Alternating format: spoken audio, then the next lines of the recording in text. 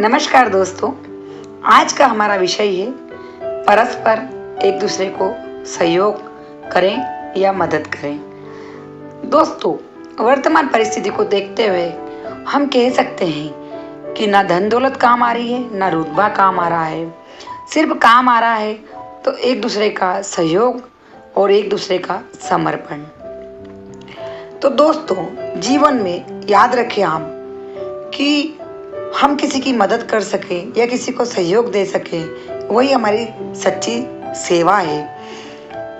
अगर सपोज हम किसी के घर नहीं जा सकते, इस स्थिति में अभी जो परिस्थितियां हैं उस अनुरूप हम किसी के घर जाकर उसको हिम्मत नहीं दे सकते हैं, तो हम फ़ोन से, इंस्टाग्राम से, फेसबुक से और सबसे बड़ा सर्वोपरि वीडियो कॉलिंग करके हम अपने परिवार का, सगे संबंधी का, समाज का, कॉलोनी का, सबके संबंध, सबके समाचार हम जान सकते हैं। तो दोस्तों, दूर रहते हुए भी हम अपनों के नज़दीक रहेंगे। उनसे हम ये पूछ सकते हैं कि आप कैसे हैं, क्या चल रहा है, सब घर पर ठीक है, किसी तरह की कोई सहयोग की ज़रूरत तो नहीं है। इतना हमारा पूछना ही उनके लिए अपनत्व के भाव को जीवंत रखेगा।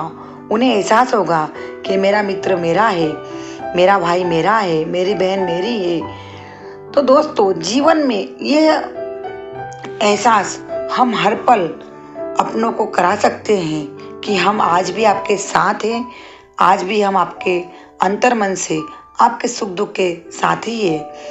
दोस्तों, इसी तरह हम अगर बाहर पढ़ रहे हैं या हम अगर कहीं बाहर सर्विस में हैं और अपने गांव नहीं लौटे हैं या अपने शहर नहीं लौटे हैं, तो हम वहां से वीडियो चैटिंग करके अपने माँ बाप के, अपने भाई भाभी के या अपने सास ससुर के समाचार वो ले सकते हैं। उनसे दिन भर में अगर अपन एक बार भी बात करेंगे तो उनको ऐसा लगेगा कि अंतर्मन से हम उनके साथ हैं, हम उनको किसी न किसी तरह से सहयोग प्रदान कर रहे हैं।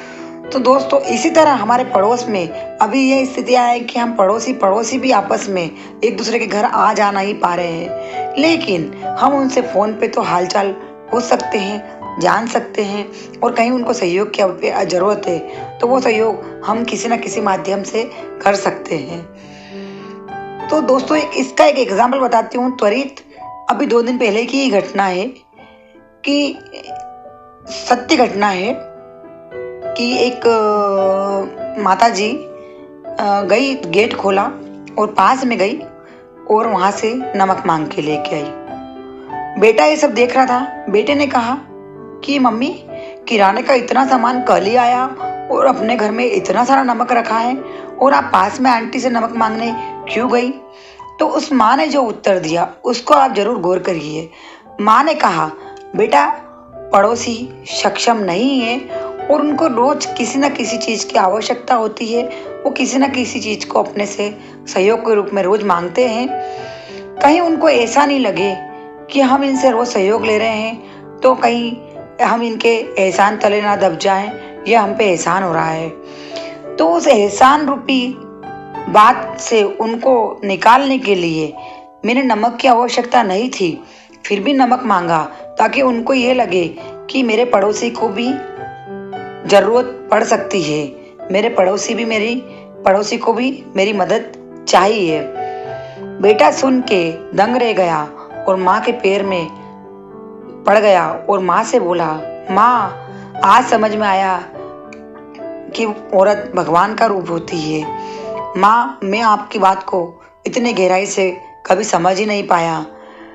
तब माँ ने कहा, बेटा, सहयोग करो एक दूसरे का, लेकिन उसको ये एहसास ना हो कि हम उस पर एहसान जता रहे हैं या उसके ऊपर हम रोब जता रहे हैं। बिल्कुल नहीं। उसे ये भी पता नहीं होना चाहिए हमको किसी से भी सहयोग पड़ सकता है। आज हम उनका सहयोग कर रहे हैं, कल हमको उनसे भी सहयोग की पड़ सकता है, मदद की ज़रूरत लग सकती है। इसलिए किसी को भी कम नहीं आके कोई भी कभी भी हमारे काम आ सकता है। तो मित्रों, ये चीज़ ध्यान रखिए कि अब भी सिर्फ हमको एक दूसरे के लिए मदद के लिए तत्पर रहना चाहिए, तैयार रहना चाहिए। हम ना जा सके कोई बात नहीं, लेकिन फ़ोन पे हम जो भी उनका सहयोग कर सके पूर्णतः करवाएं, और उनके सुख दुख में जाकर खड़े ना हो सके तो हम उनसे फ़ोन से या वीडियो कॉलिंग से उनसे बात करके उनको हिम्मत दें और उनकी हिम्मत को बरकरार रखें, ताकि वो जीवन भर ये समझे कि मेरे मित्र, मेरे सगे संबंधी आज भी मेरे अपने हैं। तो दोस्तों, स्वस्थ रहें, मस्त रहें, प्रसन्न रहें और अपने अपने घरों में रहें, और जहाँ तक हो सके सभी का सहयोग करें। थैंक यू दोस्तों।